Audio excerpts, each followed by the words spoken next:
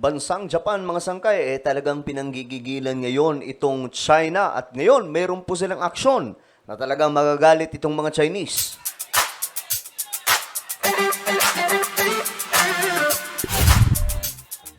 Hello, magandang oras po, mga sangkay, sa lahat ng mga solid sangkay na nanonood ngayon. Naway okay lamang po kayo. Mag-comment po lahat ng mga solid sangkay ng hashtag Solid Sangkay kasama po ang inyong mga lugar para siyempre magkakilala po tayo dito sa lahat po ng mga nanonood ngayon na hindi pa po nakakapag-subscribe. Naku po, ano pang hinihintay nyo mga sangkay? Malapit na po tayo makarating sa 1.4 million subscribers. Kaya naman kung gusto mo mapabilang sa dumaraming mga solid sangkay dito sa YouTube at Facebook, ang gawin nyo lamang, i-click nyo po yung subscribe button na makikita po sa ibaba ng video na to. I-click nyo po yung subscribe, i-click ang bell at i-click nyo po yung all. Sa mga nanonood naman po sa Facebook, i-follow nyo po yung ating Facebook page. Alright. Eto na nga mga sangkay, ang balita ngayon. Itong Japan, talagang mahahalata mong parang gustong makipaggera talaga sa China, no? Nanggigigil po. Ito kasing Japan ngayon, mayroon pong aksyon. Ayon po sa report, Japan to provide more defense equipment. Remember mga sangkay, lahat ng mga bansang kumakampi sa Pilipinas o tumutulong sa ating bansa, pinanggigilan po nitong China, kagaya po ng bansang Amerika, Australia, Canada at marami pa pong iba. Ngayon mga sangkay, ang tanong dito, ang China kaya papalag sa Japan? Alam nyo, sa totoo lang mga sangkay, sa pag-uobserba po natin sa nangyayari pagdating po sa geopolitics, itong China ay tila baga may trauma at takot na takot po sa Japan. Nakaraan nga lang mga sangkay, no? Ang Japan ay nagsagawa po ng isang pagsasanay. Ang pagsasanay na yun ay wala pong ibang pinupunto kundi itong Japan. Na just in case magkakaroon daw po ng pag-atake itong Japan, at least ready daw po ang China. Kita niyo na mga sangkay? Kinakabahan po ngayon itong China sa Japan. Well, alamin po natin ang balitang ito. Para po makita natin.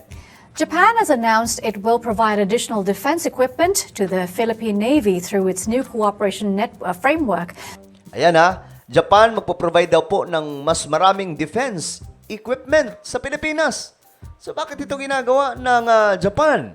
This comes as Manila has been facing territorial disputes with Beijing in the South China Sea. Ayan, mas malinaw. Philippine Foreign Secretary Enrique Manolo and Japanese Ambassador to the Philippines Endo Kazuya signed the agreement in Manila. Japan's Official Security Assistance Program, or OSA, aims to deepen security cooperation with like-minded countries by offering equipment. Endo says Japan increased this year's OSA budget for the Philippines from about $4 million to more than $10 million. Grabe mga sangkay. So napakalaki po ng ipoprovide ng Japan sa Pilipinas, suporta sa defense natin. So bakit ito ginagawa ng Japan? Of course, unang purpose dyan is makatulong sa Pilipinas sa pagdepensa laban po sa China. The second one, na sa tingin ko, ito ay ginagawa ng Japan dahil po gusto nilang galitin itong China.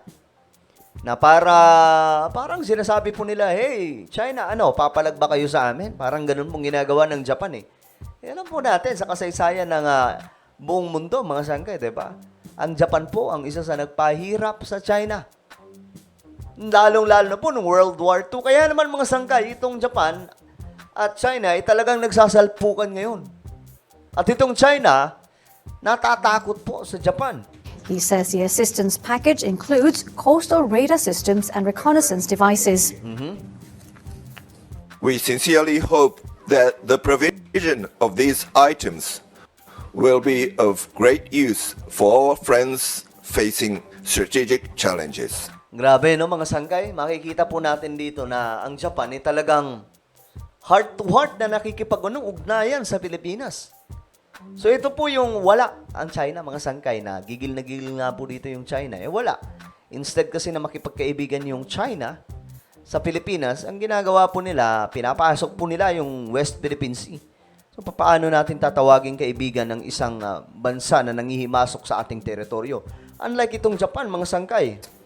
This will considerably strengthen the Philippines' maritime domain awareness and security capabilities. The Philippines is trying to bolster its surveillance capabilities capabilities in the South China Sea, where Beijing has unilaterally claimed territorial rights. On Wednesday, the Chinese Coast Guard fired water cannons and collided with one of the Philippine patrol ships in the contested water. O, ayan, ang ginawa. Pinaka-latest yan, mga sangkay ng ginawa ng China. Ngayon naman, itong Japan ngayon is to the rescue sa Pilipinas. Iniisip siguro ng Japan, aba, teka lang. Teka lang, friend. Bakit kayo ginaganyan ng China? Anong kulang? Siyempre, equipment. Kagamitan pandigma. Ngayon, ang Japan, sige, friend, hindi pwedeng ginaganyan kayo ng China. Hindi po pwedeng nilalamangan kayo ng China ng ganyan-ganyan. Di ba nga po, ginawa na po yan ng Japan sa Pilipinas sa atin? Kumbaga, bumabawi po dito ang Japan. Para bang sinasabi nila, kung noon ginawa namin yan sa inyo, ngayon hindi po pwede na gawin ito ng China. Dahil maling-mali ang ginawa namin noon sa inyo. O ngayon, mga sangkay, ayon po sa report, ayan po, bago lang to Japan is providing the Philippine Navy and the Philippine Air Force at least 1.6 billion Japanese yen or approximately 611 million worth of defense equipment. Grabe, ang laki po mga sangkay ng tulong ng Japan. Sila po ang magpo-provide yan. Para ano? Para lumago ang ating mga pandigma. Actually, mga sangkay, dapat po talaga palakasin ng ating pangdepensa o mga mandirigma, mga kagamitan, mga sangkay nang sa ganun hindi po tayo binabasta-basta nitong China. Kasi ito po ang problema Wala po tayong mga malalaking barko dyan sa ating teritoryo. Mga sangkay kung kaya't pinamata-mata po tayo nitong China. Ngayon, to the rescue, itong Japan. Buti na lang, no? Ang dati nating kaaway, ngayon, kaibigan na po natin. The Philippines was among the 4 countries Japan identified as recipient of its official security assistance for fiscal year 2024. This is the second official security assistance that Manila is receiving from Tokyo following the first 600 million Japanese yen or about 235 million grant aid that was spent on coastal raiders in 2023. So may nauna na mga sangkay. Nagbigay na po sila ng 235 million nung una mga sangkay sa pagpapalakas ng ating sandarahan. So ito pala ay pangalawa na. Aba, mga sangkay, talagang nakakalula ngayon itong ginagawa ng Japan para sa bansa natin. So magagalit po talaga dito yung China. Sigurado magagalit. Hindi po nila magugustuhan to. Bakit? Ba't hindi nila magugustuhan? Lahat na lang kasi ng tumutulong sa Pilipinas, pinagsasabihan ng China. Pero, itong Japan talaga, hindi po nila mabangga. Kita nyo kung magsalita po yung China sa Japan, hindi po ganun katalim, mga sangkay. Hindi po katulad sa US at mga kaalyadong bansa sa Western na talagang binabalaan pa po nitong China. Pero itong Japan, bibihira po natin makita na binabalaan po nila. Bakit? Bakit hindi makapalag ang China? Alam po nila, mga sangkay, alam po ng China ang kakayahan ng Japan when it comes to war. Mga expert po yan at marami po silang mga tago ng pandigma. Bakit mga tago, mga sangkay? Dahil nga po ilang dekada, mga sangkay, na nakabara itong Japan. Bawal sila magpalakas ng kanilang sandatahan. Ngayon nga, mga sangkay, pinayagan na po sila ng pinayagan na po sila ng Western. So ngayon, mga sangkay, ito ang kinakakaba ng China na baka masundan na naman, mga sangkay. Ngayon, nakikita pa naman ng Japan na itong China ay patuloy po na umaatake.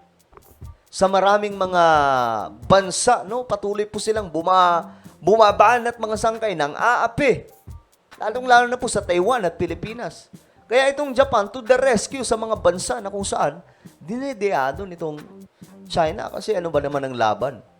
Ngayon, ang maganda dito, kapag ka napalakas natin ang ating sandataan sa pamamagitan ng tulong ng maraming mga bansa like Japan, mahihirapan na po dito ang China. No? Well, ano po ang inyong opinion, mga sangkay, tungkol po dito sa talagang to the rescue na Japan? Para po sa bansa, tingin nyo ba, talagang pinanggigigilan ngayon ng Japan itong China? At ready for war ang Japan against China? Takot nga ba ang China sa Japan? Mag-comment lamang po kayo sa ibaba. Meron po tayong isang YouTube channel, mga sangkay. Ito po ay Sangkay Revelation. Dito nag-upload po tayo ng mga magagandang content patungkol po sa Biblia, mga nangyayari sa ating mundo ngayon. Hanapin nyo lamang po ito sa YouTube, then click the subscribe, click the bell, and click all. Ako na po ay magpapaalam. Mag-iingat pong lahat. God bless everyone.